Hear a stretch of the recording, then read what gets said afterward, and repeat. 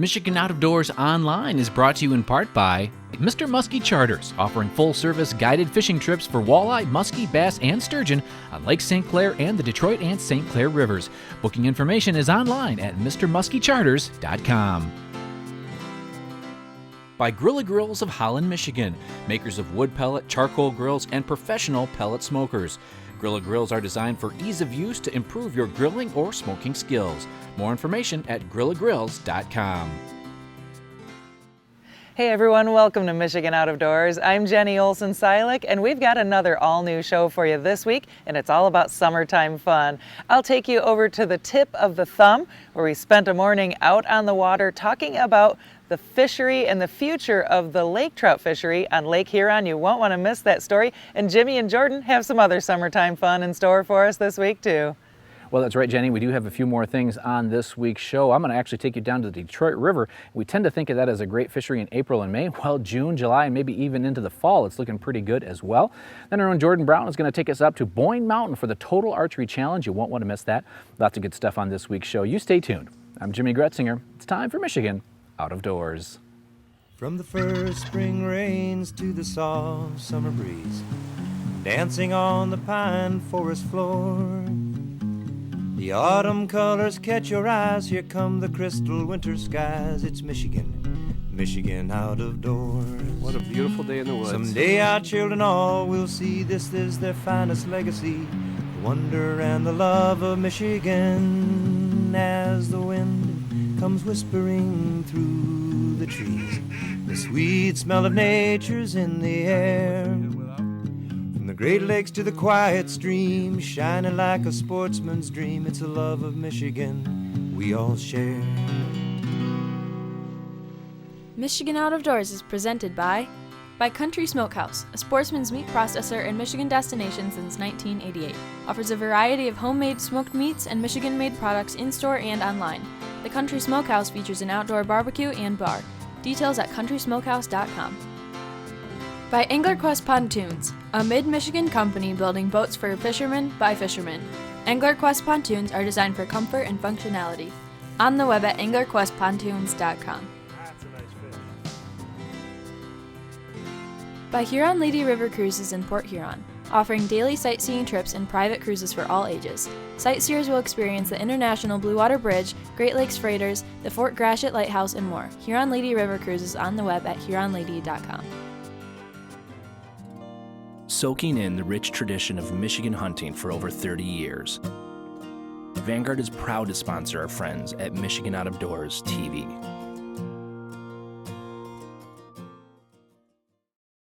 Most of us who take advantage of our natural renewable resources here in Michigan probably don't spend a lot of time thinking about all of the work, money, and time that goes into managing those resources. What we're going to do in this next story is take a look at our lake trout population on Lake Huron and the future of that population.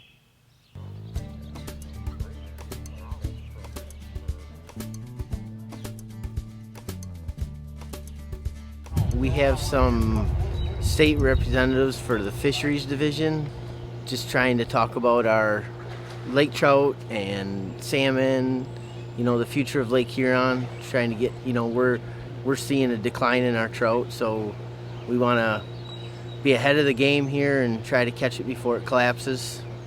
So we're going to take them out and kind of show them, Lake Huron and, our fishery. All right, so you gotta talk about the weather. Oh, I don't know. It don't look too good.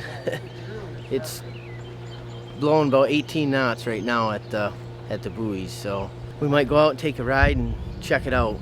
We'd have 2 charter boats participating in today's adventure. Joining Dennis on the water today was Captain Dan Cruchon with Stormy Chinook Charters. Aboard Dan's boat were Randy Claremont from DNR Fisheries, Dr. Ken Merkel, who serves on state and federal fisheries councils, Dave Dabowski from Thumb Area Charter Captains Association, and outdoor writer Tom Lounsbury.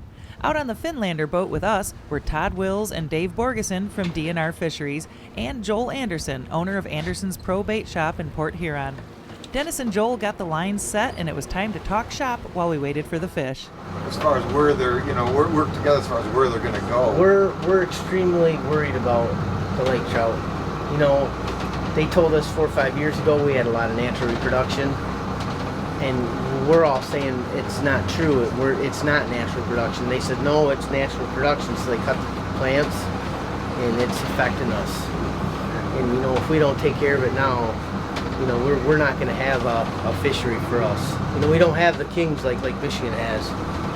You know, we need more steelhead, and we need more Atlantics to go along with the lake trout. It's, you know, there's just not. We're getting some salmon, some Atlantic salmon, and some steelhead, but not enough. Not enough to go and target them. We can watch the Sorry. fish. Who's getting it? Go ahead.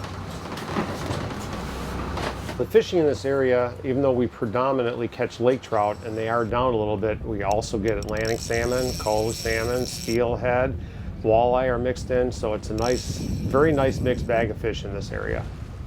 Grindstone City area and the tip of the thumb has always been a very important area for lake trout. When the salmon collapsed in Lake Huron, that's what we fish for here, but we're seeing a major decline in the lake trout, and it's very important for the people in this area to contact the authorities at the state level to try to get more fish planted in this area, because we are seeing a major decline. Lake trout are slow growing, so that's the fish that really needs to be targeted to restore Lake Huron back to the way it was a few years ago. And, you know, the federal government worked on it so hard for so many years. Right now is not a good time to put it on the back burner, because it'll take a long time to come back if they do ignore it. Todd had the first fish in the box, a nice lake trout, and Dave was up next to reel in another one. Randy Claremont is the Lake Huron Basin Coordinator for the DNR and knows the importance of this fishery. Yeah, although, you know, most recreational or charter fishers know that what's happening in this part is linked with what's happening in other parts of the state. So we discuss everything from sea lamprey issues to lake trout stocking, consent decree or tribal and commercial fishing, and just trying to, you know, paint a good picture of all the challenges with management and things that we need to work on. Why do you think it's important or a good idea to come out here with these guys? Their perspective is definitely different. They're out here every day. They see different things that we don't necessarily see in our standard survey. So having a conversation can go a long way in terms of understanding needs of different angling groups. And, you know, this is a great port, a great group of people, and you know, they experience a fishery, and we like to kind of know what they're thinking and seeing. So the charter boat captains are a valuable resource of information for the DNR, and in return, the DNR can be a very helpful asset to anglers. Well, we're concerned about the lake trout the last several years that are dropping catches, and the fact that the feds don't want to plant the fish anymore.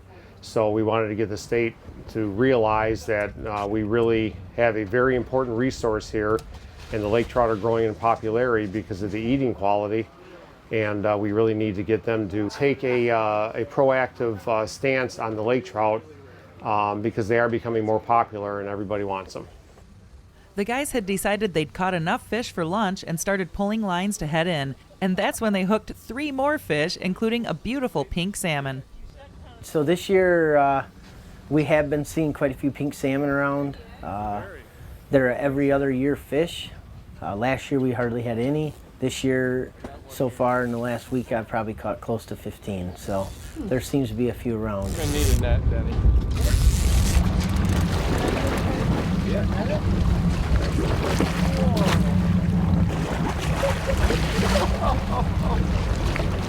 Right. We got another one right here. Whoa! That's the biggest trout I've caught in a while. Oh my word! Yep. You guys Cool. can hold them up together. We just outfished Starry.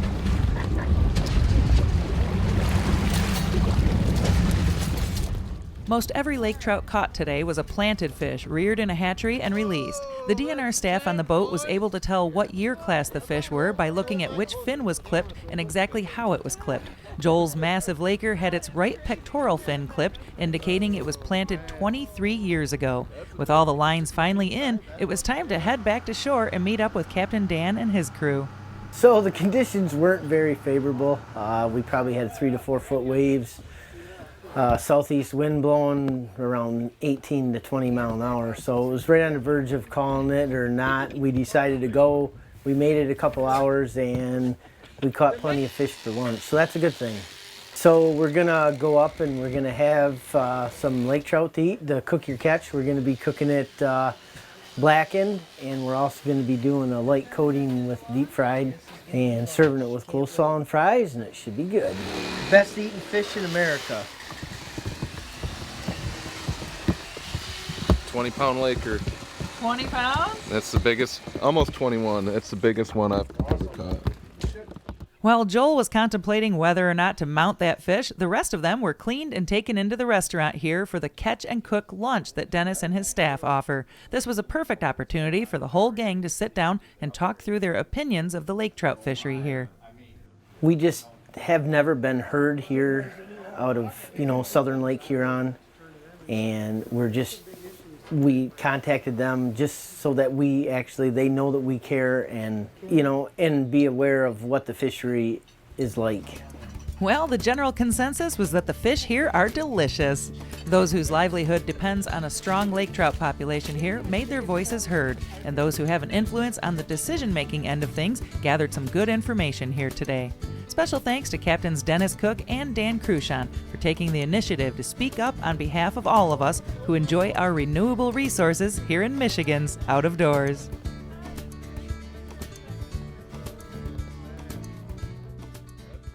Well, when it comes to the Detroit River, I, like many of you, think of April and May. Well, I was recently there, and it kind of looks like June, July, and maybe even in the fall, there could still be some really good fishing in the Detroit River.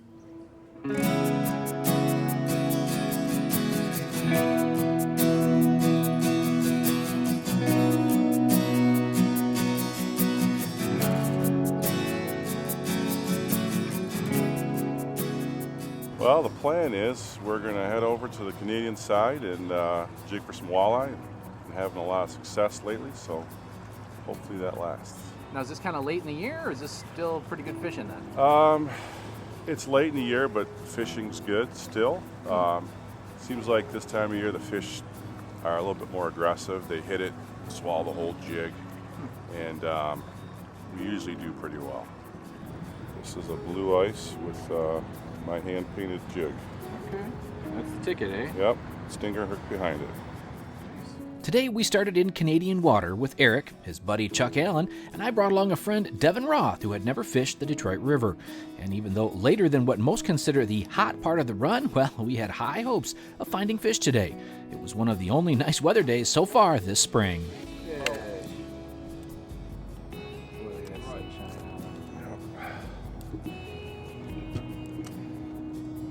In the mouth, look at that.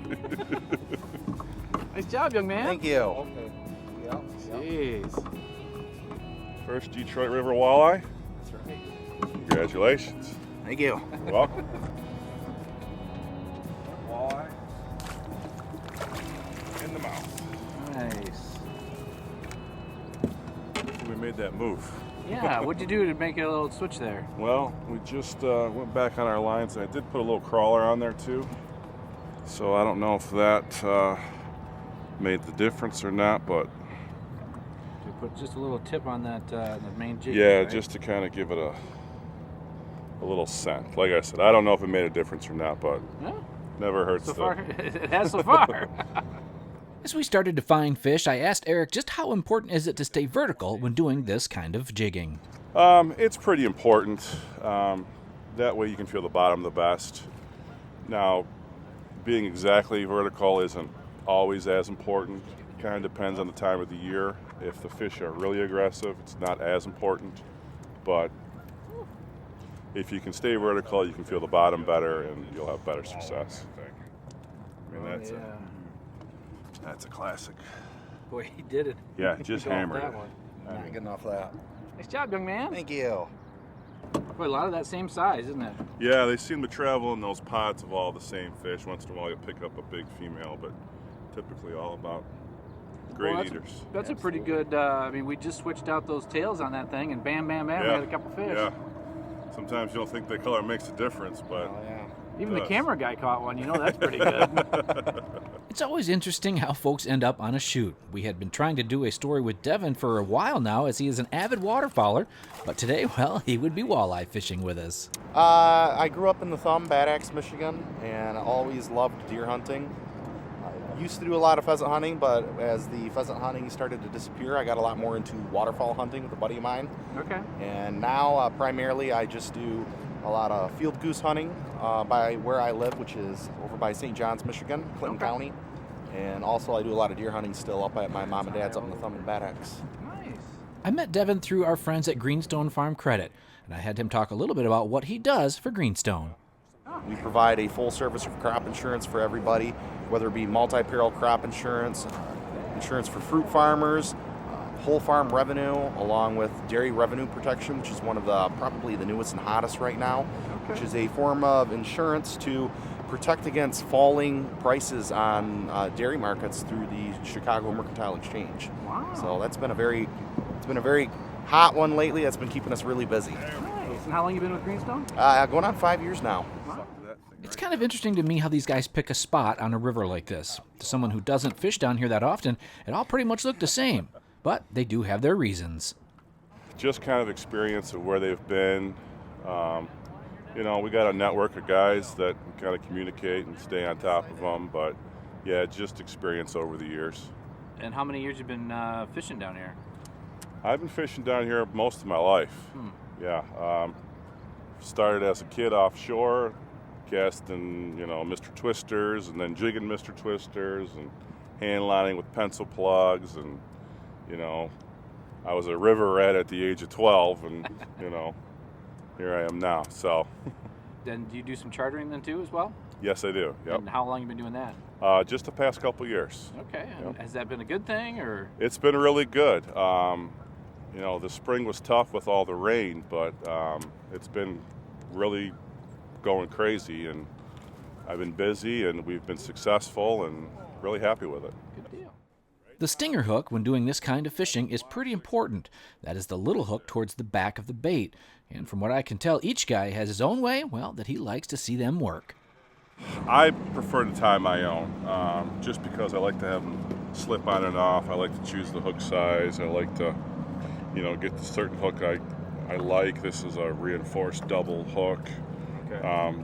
I crimp it at this end, and then this end is a slip knot, so I can slip it on, slip it off. Some guys tie them 2.5 inches, 3 inches, 4 inches, so it's just a personal preference of what people like and what works. Now that stinger hook, how important is it on this kind of fishing?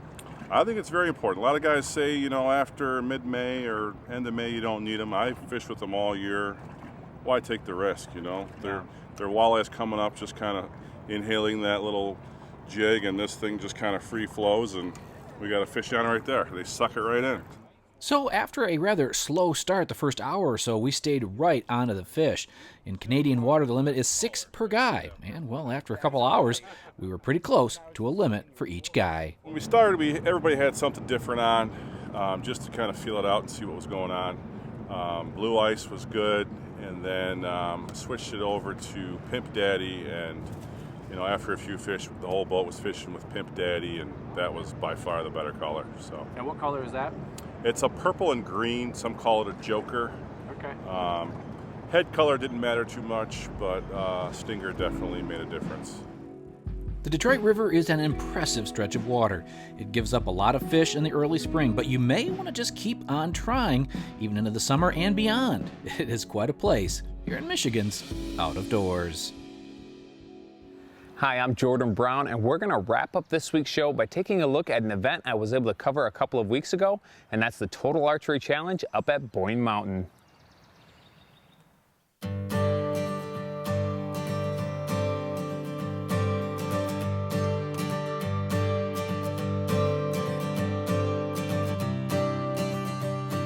So we're out here in Boyne Mountain, Total Archery Challenge, and today's day one. It's been sold out today and tomorrow, and we've got 4 different courses, unless you include the kids course. That'd be course number 5. Pretty short for kids, you know, up to 6 or 8 years old, and we get a lot of adults that shoot it too, just because it's short and easy and fun while you're waiting. But You come out, we've got courses for everybody. We've got the locals course, goes out to like 45 yards, which is the muddy course. And then we've got the Sitka course, that goes out, that's long, it's over 100 yards, and that's 25 targets on each of these courses, but a lot of angles and obstructions in the way. The prime course is similar to Sitka, but a lot more long bomb shots around that 100-yard mark. And then we've got the Mountain Ops course, and that goes out to about 75 yards. It's got some angles in it too, and it's, at least out here in Boyne, it's a little bit shorter walk than Prime or Sitka, which are the longer distance walks. The shoot's for everybody. It's a fun shoot. We don't do any competitive side. We don't keep track of your score, nothing. Just come out, have a good time. If the distance is too long or where the cone's set, there's obstructions, you're allowed to step left, right, scoot in, whatever you want to do. Especially if you're with someone who can shoot long distance, you want to hang out with them, but you're not set up for that. They can shoot from the cone and you can scoot in and shoot there. We really did try to build an event that anyone can participate in. Just come out, have a good time, test your skills, hike a lot, see what you're lacking in on that side, and give you an experience of something you might run into in the West. Out here at Boyne Mountain, northern Michigan, at the Total Archery Challenge event. It's a group of us from the factory at G5 and Prime, and we invited a handful of dealers to kind of come out and shoot the course with us. So we're actually shooting the Prime course, which is one of the more difficult courses on part of the Total Archery Challenge event. So it's a great event to come out and really test your long-range shooting and really kind of challenge you and get you warmed up for the upcoming season. There's no doubt that this particular course was pretty difficult, but that's one of the nice things about having multiple courses to choose from and the ability to move closer if need be. You can really make it as easy or as hard as you want, and that's one of the reasons this event continues to grow. Foam! Got foam anyway. Good job, Jimmy. Foam. Ooh. It was almost there. Yeah, that sounded like a log bouncing around back there. Well, so we started here the first year, and actually Boyne broke a record for us. It was over 650 for first year event, which was at that time was our record for first year. And then it's just grown like crazy. We had very few tents here as vendors in the beginning, but as you can see now, we've got quite a few vendors. We've teamed up with Rocky Mountain Elk Foundation to throw some really cool after parties. And we're, like I said earlier, we're sold out for Friday and Saturday. We've got 1,400 shooters here this weekend, and it has been fantastic. The weather's incredible, and the people out here are just amazing. We have such a good time when we come out here every year, seeing the same faces. We're inviting new ones in, and it's been really good. Growth has been phenomenal. It's been a really fun course, a lot of tough shots. You know, the average shot I think has been about 61, 62 yards, maybe even longer, but little tiny animals and stuff like that. But it is an absolute ball, and the guys are here. We're just having a ton of fun. It's a great place to be. Right. Keeps your skills, you know, all sharpened up for bow hunting and stuff. You know, this is definitely like bow hunting setup. Challenge you to shoot between branches and trees and stuff, and just a good preliminary for the upcoming bow season. Hey, I'm not the You are not getting that one back because it's up there about 20 feet. Beautiful day up here at the Total Archery Challenge. I've been really lucky that we've had such weather we've had because it's been raining a bunch. So I know a lot of folks were eager to get out, shoot the bows in nice weather. So what are we, probably 10, 12 targets in, something like that. Only lost a couple arrows as a whole group, which is always a W. Foam is your friend when you're playing this game because they're not shots you would normally shoot. But you get a good group of people together. It's always fun to come out here, have some fun, learn about your equipment, and all around have a good time. This course is demanding in more ways than one. Even though you get to take a lift to the top, it's still several miles to shoot the entire course and make your way to the bottom. And the shots don't get any easier as you go along. It's been fun, but it's been a lot tougher than I thought it is. I should have gone in training, I think, for 6 weeks before I tried to do this very well. The further we go along, the harder it is to hold. But the targets don't get any shorter. If anything, they're getting more difficult. But it's been fun. I think I've only broke one arrow and I lost another, so I'm happy with that. Shooting in events like this one is a great way to prepare for the upcoming bow season. And even if you're not planning on heading out west, it's still good practice. Just make sure if you plan on shooting this event next year, you bring plenty of arrows.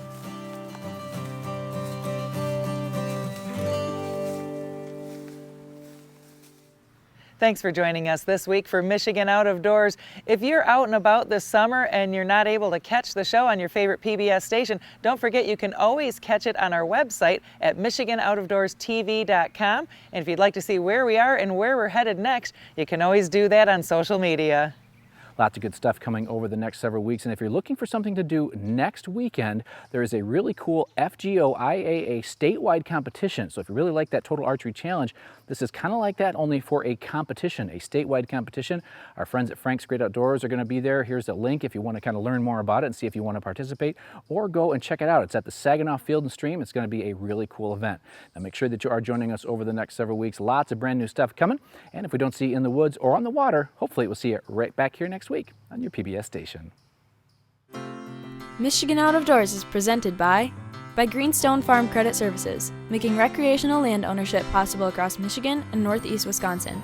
Begin your land financing journey at one of Greenstone's 37 locations or greenstonefcs.com. By EOTech, a Michigan company, equipping law enforcement and sportsmen alike with quality optics, creating jobs for Michigan workers.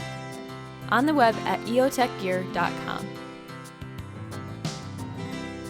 By Pictured Rocks Boat Cruises of Munising, exploring Lake Superior's Pictured Rocks National Lakeshore. With its sandstone cliffs, caves, waterfalls, and lighthouses, Pictured Rocks Boat Cruises on the web at picturedrocks.com. Closed captioning provided by Randy's Hunting Center, serving Michigan as Ruger and Leupold's National Dealer of the Year, and inventor of Ruger's 450 Bushmaster rifle. When I wander far away, a dream stays with me night and day. It's the road that leads to my home state. I am a Michigan man. Changing seasons paint the scene like rainbow trout in a hidden stream. The white-tailed deer in the tall pine trees. I am a Michigan man. I am a Michigan man. Ask where I'm from and I'll show you my hands. Lord above, I love this land. I am a Michigan man. From the Keweenaw down to St. Joe, Kalamazoo, East to Monroe, to St. Marie and back again. I am a Michigan man. I am a Michigan man. Ask where I'm from and I'll show you my hands. Lord above, I love this land.